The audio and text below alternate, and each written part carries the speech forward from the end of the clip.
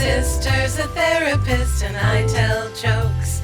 We both want to help all kinds of folks. Hello, and welcome to My Sister's a Therapist. This is a podcast where a stand-up comedian, which is me, Virginia Jones, has discussions with a therapist, which is Laura Ryan, my sister. Hello, I'm Laura Ryan. I'm a licensed marriage and family therapist, but my main credit is sister to witty wordsmith, Virginia Jones. Thank you very much. I am sister to sensitive sensei, Laura Ryan. Accurate. Laura, I am understanding that we have, to begin with, a topic in Zach's Corner. Zach's Corner, Zach's Corner. We got to get some music to this. I like that it's different every time. Yes, we have some insights from Zach's Corner today. He said, I've seen Zach Woods walking his dog a couple of times. I'll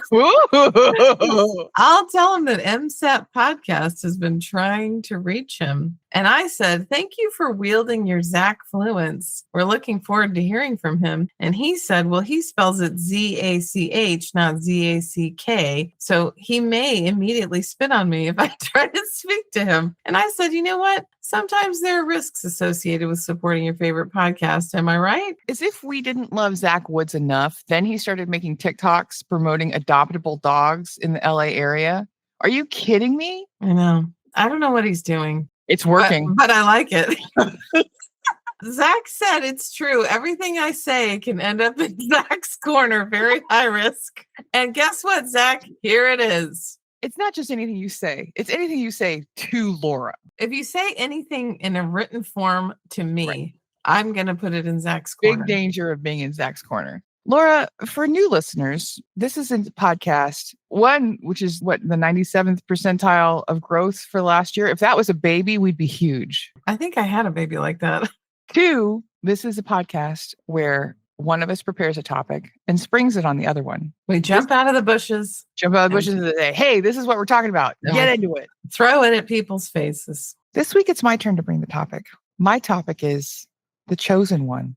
I saw a TikTok that pinned me to the wall and covered my mouth with a rag soaked in fluid. It really, what do the kids say? It gagged me. What kind of fluid? It's not bad. It had you absolutely gagged. It had me absolutely gagged. I was unalived by this TikTok. And the topic was simple. It was women who grow up with emotional neglect, either inconsistent love from their parents or absent love from their parents, may grow up with romantic obsession. An obsession with being chosen by a partner. Yeah. I took it very personally. It feels personal for you. It felt personal. And I said, how dare you? How dare you, TikToker who I don't know? It reminded me a lot of women I've known and friendships that I've had.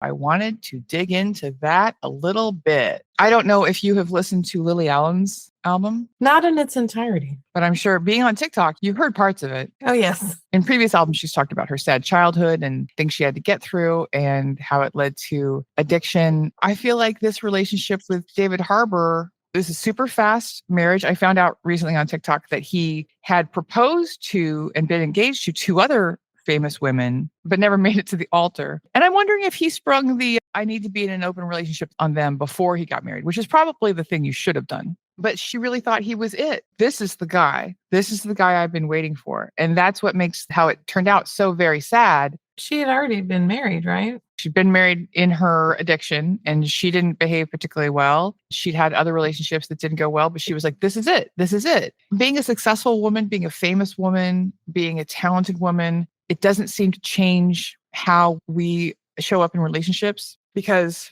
to me, it's absurd that someone as beautiful and as amazing as Lily Allen would feel like thin. so very thin, so thin. I know. And talking about how old and ugly she is at 40, and she has never been old and ugly. Someone who has all this stuff still feels that she has to agree to an open relationship that she doesn't want to be in. Just wants to make this man happy, and she's willing to abandon herself to do that. It makes me sad. It makes me sad too. Tale as old as time. Right. This is from the article, How Childhood Emotional Neglect Impacts Adult Relationships. You can have physical neglect or emotional neglect. We scored, we got both. It keeps you from forming trust in others. It causes you to be obsessively self-reliant, which Laura and I both are.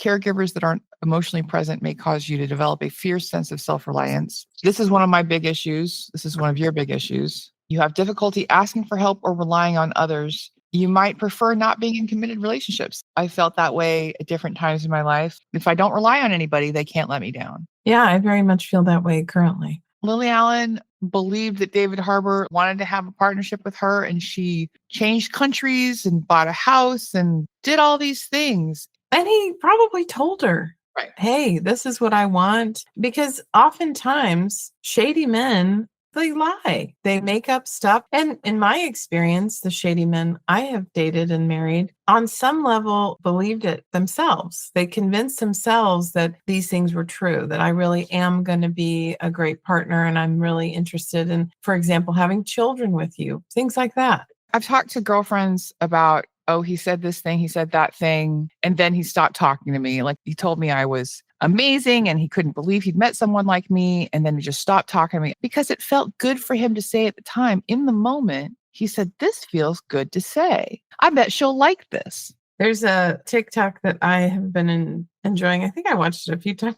It's so funny. It was things that this guy said a week before he ghosted you forever. He's out in front of an old castle saying, this is where I want to get married to you, or I can't wait to name our children. I can't wait to introduce you to my family. I've seen a couple of these and they're all hilarious and very, very true. This one was hard. Emotional expression. When you haven't been exposed to a wide range of emotions as a child, it may make it harder to recognize emotions in others and yourself. When you say emotional expression, like the ability to express one's emotions, what does that mean? Recognize emotions that I'm feeling, expressing emotions that I am feeling. And I have experienced this, and it might sound, Laura, neurodivergent, but I have had thoughts like, well, this is how people usually feel in this situation. So that's probably what I'll do. Because what I feel is nothing a lot of the time. Is that true that you feel nothing, or is it that you've decided to cut yourself off? Right, because I'm tamping them down. Right. You have feelings, but you deny that they exist and Right. you compartmentalize them. When you are having feelings that you deny that they exist, it feels just like not having feelings. And that's been what I've led with in a lot of my relationship experience. You can't hurt my feelings because I do not have them. Why would I have feelings when they can get hurt? That sounds healthy. It's super healthy. The next category is uncertainty. Children who don't receive or inconsistently receive reassurance may never feel totally safe. So you may be in a place where you are totally self-reliant, but can lack confidence. You may be less willing to move out of your comfort zone and avoid new experiences with a romantic partner. I don't know if I got hit with that one as much. I know that I have. I don't want to do unpredictable stuff. I want my life to stay the same. Moving offices recently has really dysregulated me a lot. I don't like new environments. I don't like adapting to new things. It's not fun for me. I guess when I think about it, how I exist in this thing is I think, well, that's not for me. Activities, things that other people suggest, we should go skiing, we should play basketball. Well, that's not something I do. 5 challenges you could face after experiencing emotional neglect. Personality disorders, histrionic, narcissistic personality disorders. You may lack the ability to empathize. You should revisit our cluster bees episode if you're interested. Crunchy, nutty cluster bees. The 3 women that I'm thinking about as other prime examples of this phenomenon are 100% in the cluster B area. You have to remember that although some experts are starting to back up on that a little bit, it's commonly understood that cluster B personality disorders are created to protect the person. You're not born with it. It's something that you develop in order to protect yourself. Unclear sense of self, clouded or unexpressed emotions can make you unsure of what brings you pleasure or self-fulfillment. I remember seeing that in you in high school. You were the tofu girlfriend. Yeah. And you would be like, oh, well, now I'm really into death metal. Right.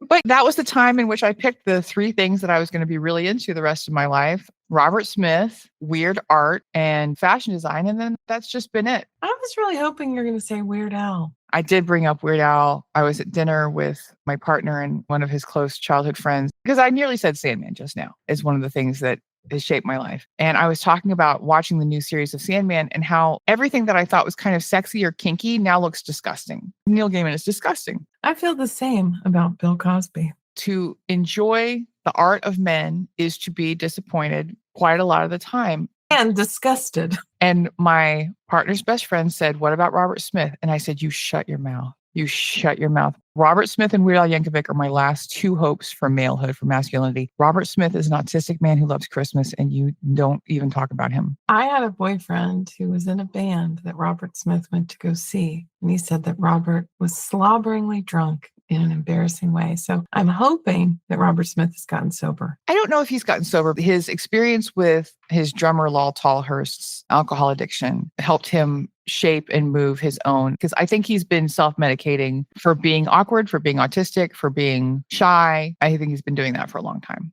Speaking of underdeveloped coping skills, you may self-soothe with alcohol, substance use in order to deal with life's challenges. Depression and anxiety, I mean, who doesn't, right? I think some people don't have depression and anxiety. Not feeling secure in your relationships can lead you to experience high levels of anxiety, and you could develop an urge for perfectionism. This has never been really my problem, but I've seen it in others. You've never had an urge for perfectionism? Are you kidding? Compared to other people in my family, I'm the chillest cat on Cat Street. That's not a good baseline. Your family is highly mentally ill. Okay, this one hurt. Emotional unavailability. Yeah. You may have a hard time forming deep, emotionally expressive relationships. I don't know if you know this, but I was married before. I didn't know that. How'd that one slip past? My husband lost his mother when we were married. And I think that we had become so disconnected from each other. I really did not know how to feel about it. And I remember telling my manager, I should be going home with him, right? It feels like I should be doing something. And she said, yeah, that's normal. You should take off work and go home with your husband. But I wasn't invited, so I didn't go. And I really didn't know how to feel about it because I liked that lady. And I was really sad that my husband was sad. I remember having the feeling of like, what would a normal person do? Yeah, that's very different. I don't know if I understand why that happened. I understand that you guys were feeling emotionally distant, but I know sometimes our mother says things like she said to me recently that she'd never visited California. And I said, Mom, that's pretty nuts because your daughter lived there for 11 years. And she said, well, she never invited me. And I said, Mom, you don't have to be invited. You just say, hey, I think I'm going to come visit you. What would be a good time? I feel like you and Mom are maybe on that same vibe. You don't need to be invited to help your husband deal with his dying mother. When push came to shove, it was the 11th hour and he just jumped on a plane. But after that, he didn't communicate that he wanted me there, and I offered, and it was just really weird. And maybe he was already emotionally connected to someone else or something else was happening that I didn't understand. I really felt very disconnected from reality and like, what do I do? I think it's interesting that you had to ask yourself, what would a normal person do in this scenario? Bigger picture, women with neglectful childhoods often become obsessed with romance because of their own emotional needs. And this can lead to insecure attachments, anxious avoidant. We've both experienced that. A search for validation, love addiction, low self-esteem, and trying to find the quote, perfect partner. I know we've harped on society a lot. Sorry, society. But I feel like just like society tells us that capitalism is the answer for all of our problems, it also tells us that romantic love and partnership and building a family is the answer to all of our problems. Well, because that serves capitalism. Having a wife not only helps men achieve more at work, it helps them make more workers. I was talking with a friend today. She has a daughter who's really struggling right now emotionally. The daughter has now decided what she really needs to be happy and to overcome her OCD behaviors, major depressive disorder, and suicidal ideation is to get a boyfriend and get married and have kids. It's always worked before. And the short answer to that is no. The nicest man in the world, the most emotionally adept, in tune, kind man in the world is not going to be able to help you with these issues. And your children are not going to make your life easier at all. In fact, I noticed that about your own life. I had a shouting match with a young person just this morning because he completely trashed the living room and refused to pick it up. What she said to her daughter was, I'm married. I have children. Do I seem really happy to you? Does this seem like it solved all my problems? I'm sure her daughter was like, well, yeah, but you're just weird. And the friend was saying that she's discovering that all of her friends are getting divorced right now because it turns out that marriage actually doesn't solve everything. Refer to our Is Marriage Good for Women episode. We've talked about this a lot in big and little ways. Marriage is not inherently evil, but the asks that we put on it that once you have this person, they're going to fulfill all of your emotional needs. You're going to fulfill all of their emotional needs. You're going to make up for the lack in each other's emotional life is a fiction. Just two people trying to get through life together. I was watching TikTok again recently. Really? I know. And there was a woman who decided that she was going to make a list of all the things that her incredible husband does for her that your subpar husband isn't doing. Your minimum effort boyfriend. Yes. So she said, I'm going to make this list of all the things your minimum effort boyfriend doesn't do. And these are all the things my husband does. And the things that he does for her, although they were very kind, all of them sounded like something a father would do for a child. He puts lotion on her feet at night. He tucks her into bed. He makes her snacks. These are all the things that an emotionally available, healthy father would do. And I think that a lot of people who suffer from neglect essentially are just looking for an available father. I was on another podcast yesterday called Saturday Afternoon Movie Club with Jeff Tate and Randall Lawrence, and I made them watch one of my favorite movies, Modern Girls. Shockingly, neither of them had heard of it. A movie Really? That was like a cable crunch forever. Exactly. If it had not been on HBO every 5 minutes, I would not have grown up obsessed with this film, but it was, and I am. Both of them are younger than me. Randall was born in 1984, which is not his fault. While I was talking about Begonia and my like for Yorgos Lanthimos films, he's the Poor Things guy. He's the yeah, he is weird. favorite guy. I understand why Of course you said he's that. weird. Of course he's weird. He has that auteur thing where His films are so depressing, and that we love that. they're going to look a certain way. They're going to have certain themes. I believe the theme of the film, The Lobster, in which Joaquin Phoenix, his relationship ends and he has to go to a camp where he has, I think, 2 weeks to find his forever person. And if he doesn't, he turns into a lobster. But that film to me is about society's irrational dependence on relationships and the lies that we tell each other and ourselves in order to stay in relationships. When being in a relationship is the most important thing, you will self-abandon. You will overlook stuff like, I know I keep talking about Dr. John Deloney's TikTok, but it's all women saying, my husband has done these 10 horrible things. How do I stay with him? If you have been sold the bill of goods that this relationship is your only way out of the challenges of life, then you'll just keep giving into it and giving to it in hopes that you're eventually going to reap these amazing dividends that everybody tells you about. I remember a client I had in the past who said, do you think it's too late for me to find true love, to find the one? Because she'd been married a few times and she was in her 50s. And I said, I think the main thing that you need to be looking for is to develop a good relationship with yourself. A man is not going to fill the hole that you're trying to fill. And this is what I'm thinking about when I'm thinking about these particular girlfriends on this topic. The next thing in my notes is love addiction. The intense emotional highs and lows of new romance can mimic the fulfillment that you never got as a kid, turning love into a compulsion to fill the void, especially linked to emotional neglect. I have had moments where I had a crush on someone or I was interested in someone. I remember one particular moment of work stress where I had been given really an impossible task and was trying hard to achieve it so that I could prove that I was a good girl. I was refreshing my phone, looking for a response on social media from someone that I liked. I'm pushing this button like a rat. I'm looking for emotional relief from this outside source. And that was a hard moment. I found that with Tinder. I was always refreshing, trying to see, did I get any new likes? Did I get a message from that man that I'm pointlessly messaging with for the last 3 weeks? Because it's an amazing dopamine hit. And the challenge of Tinder, I was just talking about this with partner, that both of our preferred dating apps were OkCupid, where you would have this beautifully crafted, funny, sensitive essay. You had at least some kind of way to feel like you were getting to know a person rather than the swipe, swipe, swipe. And that dopamine hit of matching is the whole core of Tinder. And then everything else had to follow that. Not only did it ruin dating, but it ruined every other app because everything just became swipe and match. Because that's the most addictive model, right? Right.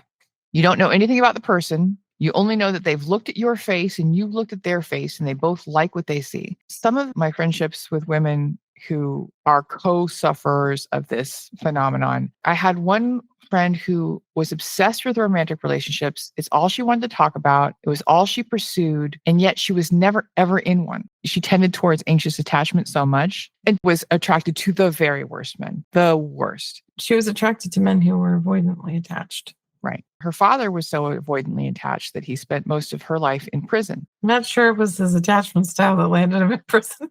Just a real hands-off approach to fatherhood. She was always looking for someone to fill that void, and she would try to get something going with anyone she met. The fact that it was her main concern, it was her primary numero uno topic of conversation. She had one relationship, which was a man in a halfway house. So she stayed where he was put, and it wasn't even a good one. He was not a supportive partner. He was not a good person. And I think she had to drive like 45 minutes to see him. And it just made me so sad because she was always either looking for guys, obsessing over guys she'd met, making up reasons why these guys weren't going to like her or commit to her. Essentially, what she was doing is she has a screwdriver problem and she's trying to solve it with a hammer. She's not using the tool that's going to get her where she needs to go. What she really needed was trauma therapy to manage her memories of feeling worthless and feeling unimportant and heal that so that she could just be okay. And I suggested some kind of therapy many times because this is about you. This is not about them. Even if you find the best guy in the world that you're the best match for, it's not going to heal your childhood trauma. Right. He is not going to be a father to you. He's not going to reparent you. The other person that I'm thinking of was in a crazy obsession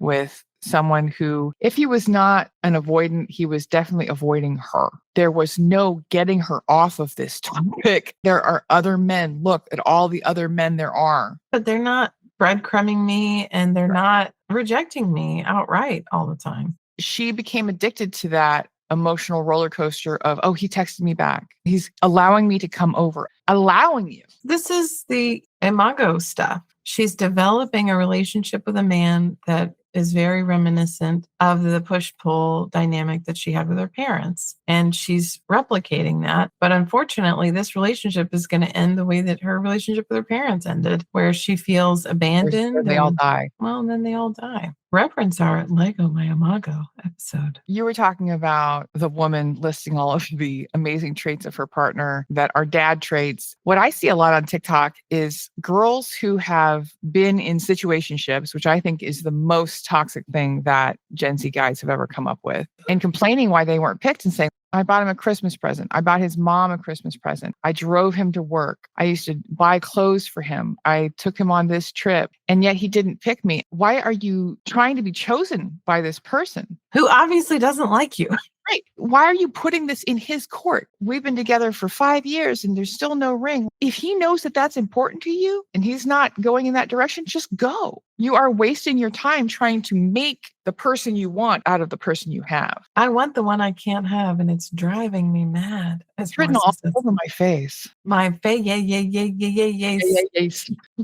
Everybody goes into relationships and goes into dating trying to put forward their best self, project the most beautiful, serene, confident, kind version of themselves. This thing where men will just bang you for months and months on end while you dance and curtsy and try to get them to choose you is super unhealthy for women. It's so gross. It's so gross. Who cares if he doesn't choose you? He is a loser. Most of them are sleeping on the floor of their mother's home. Last night, my son was watching YouTube on our living room television, which I really didn't appreciate. There was a story of a desperate YouTuber who, after a variety of mistakes he'd made, ended up living on his mother's couch. And his YouTube channel was him doing live streams, having intercourse with prostitutes on his mother's couch. That's the guy you're chasing, ma'am. The third person, the friend that I've had who always struck me as odd, and this is a friendship from many years ago. She would go on dates and she was getting the same BS pressure that all women get.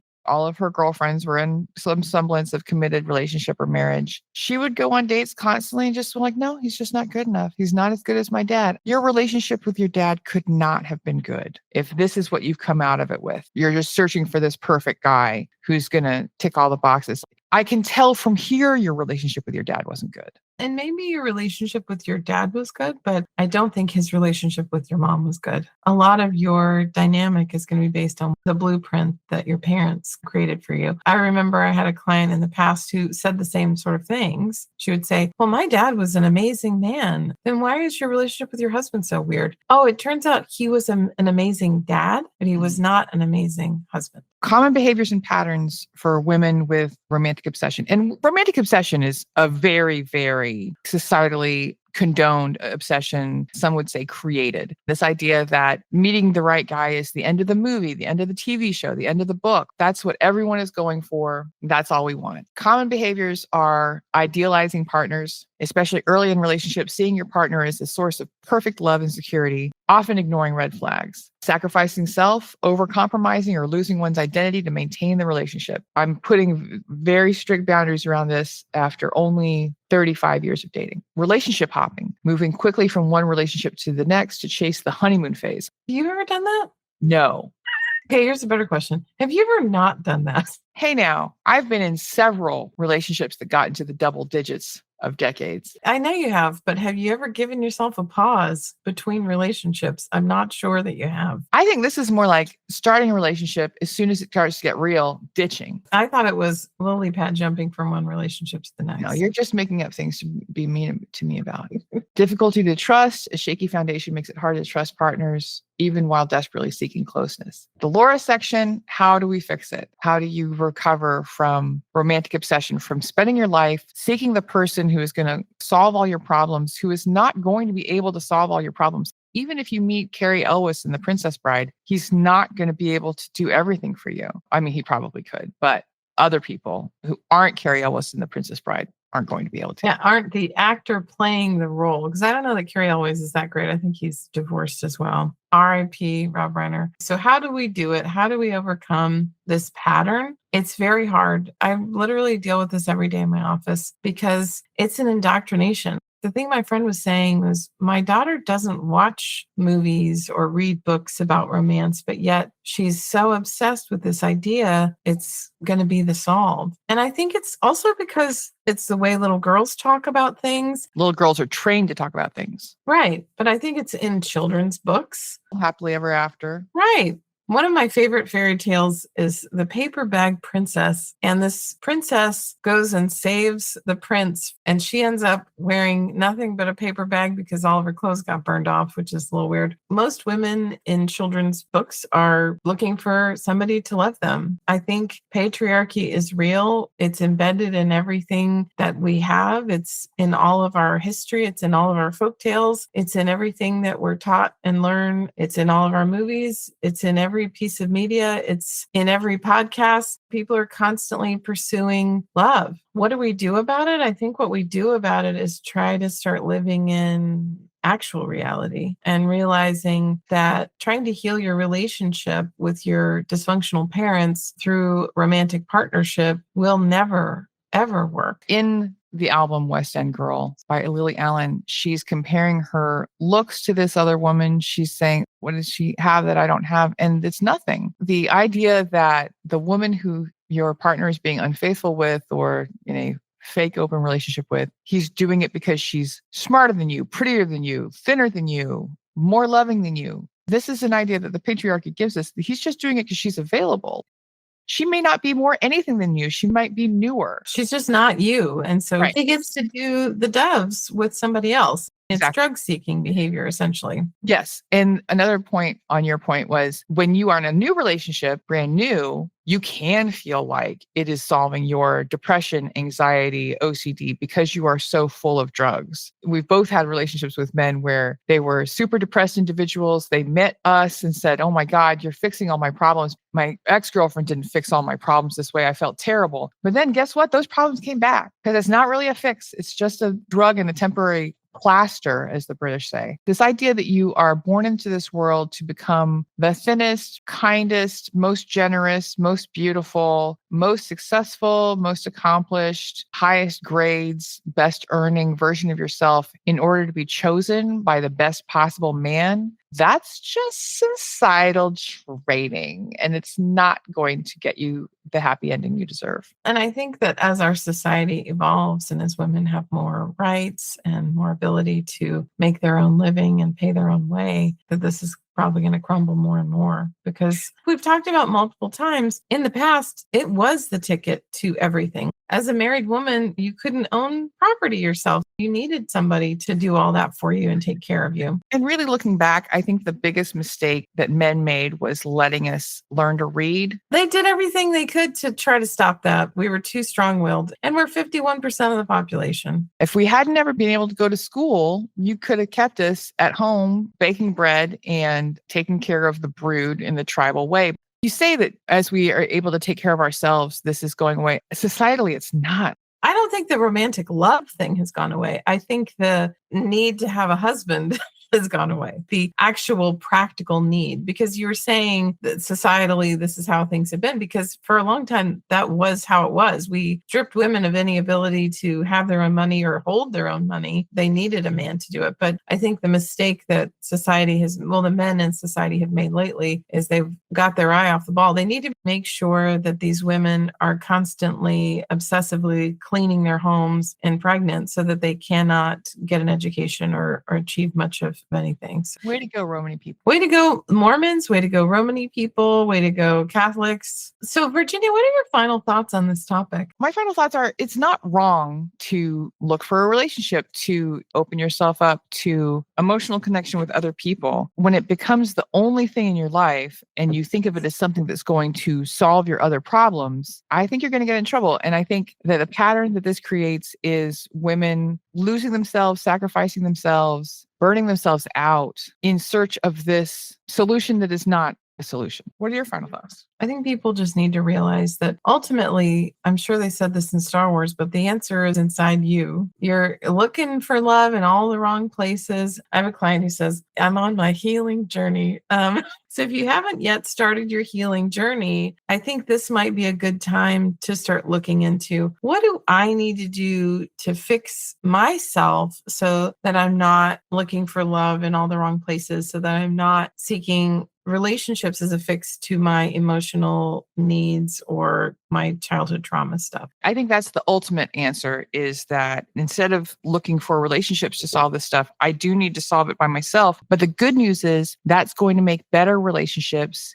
easier to find and keep. I'm going to be a better candidate for a healthy relationship when I'm healthy and I'm well. Speaking to my friend's daughter, she's got a lot of work to do. She needs to balance out her mental health stuff. She needs to learn some coping strategies. She needs to do a lot of stuff before she starts looking for a boyfriend. These are great points. We've talked a lot about how women have been sold a bill of goods, especially women who have grown up with neglectful households and flawed parental relationships. Left to our own devices without any sort of reflection, we are going to find that for ourselves again and again. You're not going to accidentally get in a great relationship with a great guy, because so long as you have the training that you received in childhood, you're going to be looking for your dad and all the good and bad things about your dad. And your mom. You're going to be looking for both of your parents, and they're going to culminate together in some man that's going to treat you poorly. Just to return to your client who was asking, do you think it's too late for me? Do you think I could still find love? I was talking to a guy who has a friend who has been married 4 times. Isn't it adorable how they never think it might be them? I think, isn't it sad that they think this thing, after they've done it 4 times? I've had 18 relationships, many much longer than others, but I've been in 18 committed partnerships with men.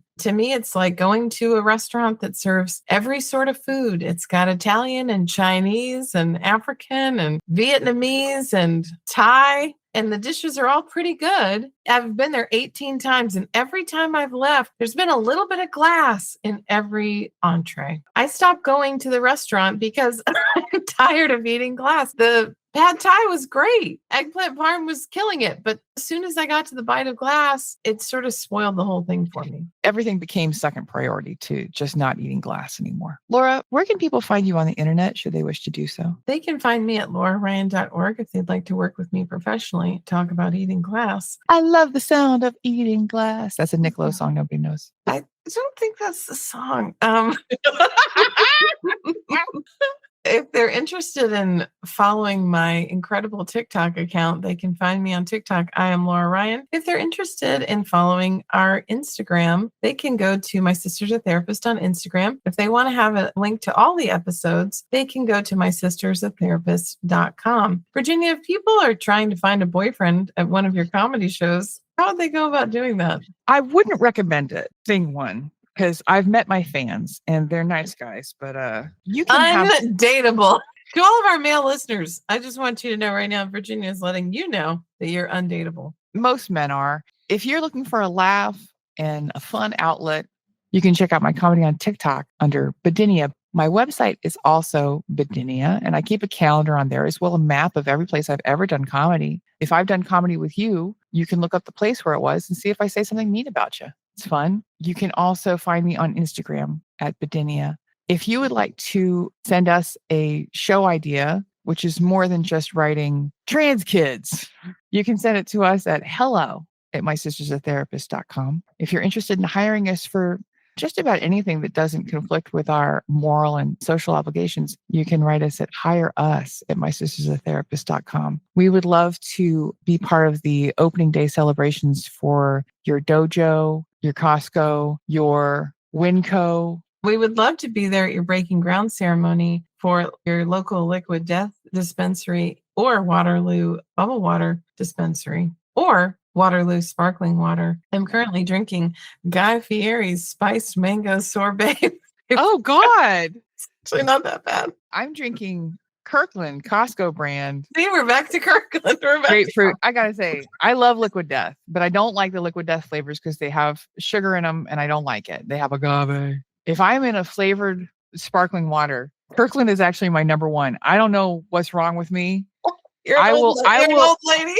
I will step over 16 flavored LaCroix for one sparkling grapefruit. Well, I can tell you, Kirkland Sleep Aid has really been a game changer for me. This is how we're going to do it. We're going to like lean in to promoting first and then see if they want to give us products or money. Exactly. Kirkland But if you're Sleep having Aid. a tough time staying asleep, Kirkland Sleep Aid might be the solve. Laura, now is the part of the show where you sometimes read a review or a kind email that someone has sent us. If you would like to write us a review, which is what we really want in the new year, you can post it on Apple Music, Audible, or Spotify podcasts. Do you have one to share this week? Yes, in fact, I have a new Spotify review, and it is from Piper Hart. It says, absolutely wonderful episode from Laura and Virginia. Love the insight about anger disorders and a new look on It's a Wonderful Life. Can't wait for the next episode. Thank you, Piper. Thank you, Piper. Keeping the best wishes of Piper in our hearts and the love of all our listeners, I would like to remind us of our founding father's words, Billy Ray Valentine, in the famous Christmas movie, Trading Places, when he said, "We can make it, baby." Me and you. Bye-bye. Bye.